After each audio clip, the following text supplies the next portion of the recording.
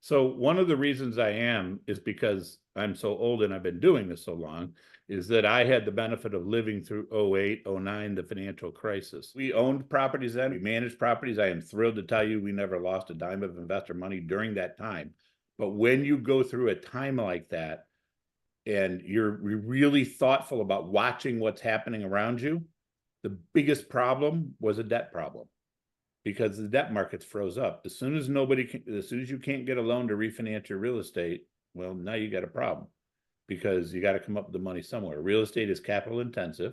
So if something goes wrong with the equity or the debt, is going to be a problem. And if you bought back in 2011, as everything came out of the recession, you literally 10x your money. I mean, I know there's a company that went and invested $100 million and they bought everything they could find in Florida. And they sold it within 5 years, maybe 7 years, and they turned that 100 million into $1 billion. It was absolutely insane with what they were able to do. So now, how does that compare to what's happening right now? Right now, we have a debt problem. The reason we have a debt problem is, let me actually back up. So what happens in every cycle, and this happens in the stock market too. I don't know, man. It's just people just don't learn. They see the same thing happen, but they just pretend like it's not. When people love to get in the stock market, you're laughing at me, Luke. You know it's right. When people love to get in the stock market when it's going, right? Momentum trading, it's going. Oh my God, I don't want to miss out. And then they get in and something happens and then it tanks and now like, oh my God, I'm losing money. And then they panic sell. They do the exact opposite of what they should do. That's exactly what has happened in real estate. It's been a little bit exasperated by now. Let me back up. The lenders in 2021, they still held the line on what they would do. The banks, right? The financial system. I'm not worried about the financial system caving in right now. I was worried about that back in 08, 09. I'm not worried about that right now because they've stuck to fundamentals. If the cash flow isn't there, they're not going to do the loan. So what happened was, wait a minute, there's a lot of properties that we can make nicer. Well, just like every opportunistic capitalist society does, let's find a way to give these people the money. We can make more money. The debt funds were created and did something called bridge loans. So now we have actually a perfect storm. We have a lot of people getting into the business because everybody knew they could make a ton of money in real estate and everybody wanted in and everybody got FOMO. They were using these bridge loans to now finance these improvements. So they got money to buy the deal. Then they got a bunch of money to fix the deal. And it was predicated on making that property go to the next level. So the property was supposed to be able to afford to pay the debt. So the business plan was usually 3 years. So most lenders, now not everyone, believe it or not, but most lenders said you got to buy a 3-year rate cap. That's what you have to do, because we don't want we don't think rates are going up, but we don't want to take the chance, because lenders know interest rate risk is a problem for these properties because you can't just change your income like that. So they made borrowers buy rate caps. And I will tell you, we bought a rate cap on our Tallahassee property. We paid $40,000 for it. I remember laboring over the decision, should I buy the 3rd year now or should I wait? And I thought, you know what, let's just put this to bed and buy it. So I paid 40 grand for a 3-year rate cap. I only tell you that because those were dirt cheap back then. Yeah. Now, having said that, there were some people who didn't buy rate caps. They said rates aren't going up, because there were a lot of people very loudly saying rates are not going up. You do not need to worry about this. This is not going to happen. It's not even possible. Well, in stepped Mr. Powell and decided he needed to get a handle on inflation because we had this thing called COVID. Inflation got out of control. And the only way the Fed can control inflation is to just destroy demand, even though it didn't make sense to me, because the deflation wasn't demand driven. It was supply restricted, right? Demand supply. When one of those two is out of balance, something has to happen. You can flip demand on like a light switch. Remember coming out of the pandemic? But you can't turn the supply chain on that fast. Takes time. So it caused inflation to spike.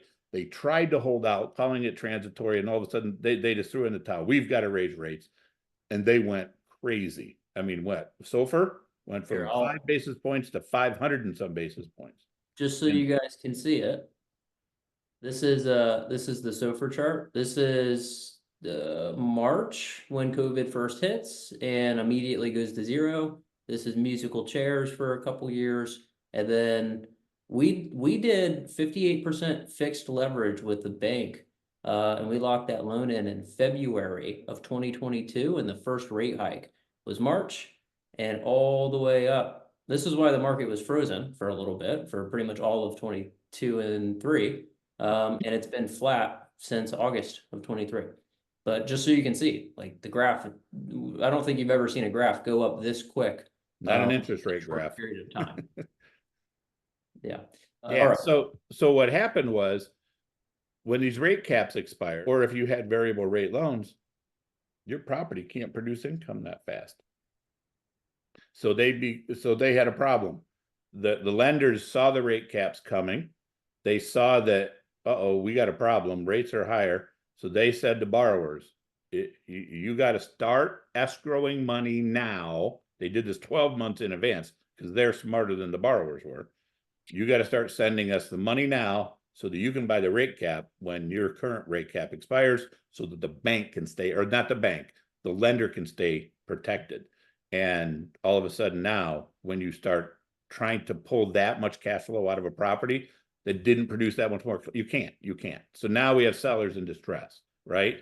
Remember I said, inexperienced buyers getting FOMO, buying deals. Probably their business plans were okay. Maybe they were kind of loose, right? They didn't really lock them down like Gabe did. So they found themselves in situations where they had a business plan that was flawed. It was too aggressive. And then they asked a third-party manager to implement that business plan, which is even worse because the third-party manager doesn't have any skin in the game. I mean, they're just not, right? That's not how you're going to get this super aggressive plan implemented.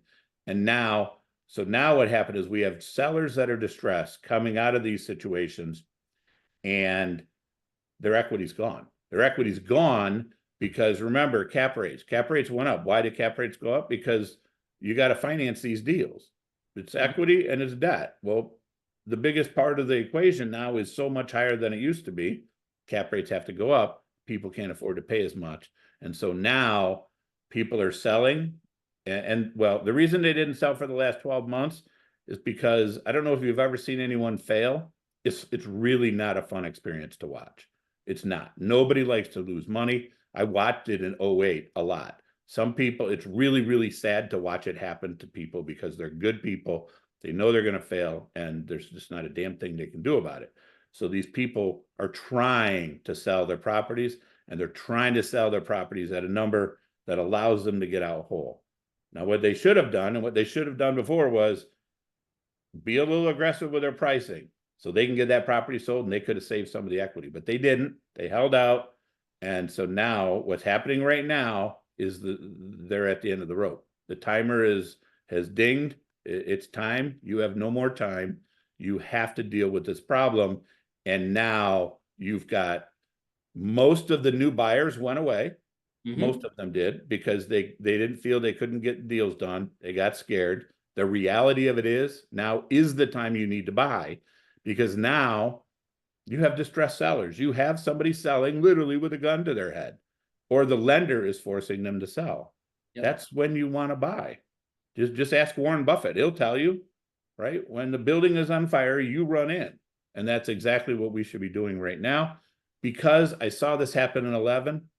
Right? We will normalize. See, the problem is when you're in the battle right now, you don't see the sun shining in the future. You just, I don't know, man. It goes on in your head. You just don't think it's going to happen. Right? That's how we bought Arbors at Garden Grove. That deal that it's just been insane. They sold coming out of the financial crisis, and they didn't realize the storm was over, and they were still running it like the storm was still going on, and we got a hell of a deal on that property. Same thing is going on right now. These people need to sell, and the only people that can buy now are strong buyers. And if you like the content that we've shared here, please be sure to subscribe to our channel and hit the bell. So thank you again, and have a wonderful day.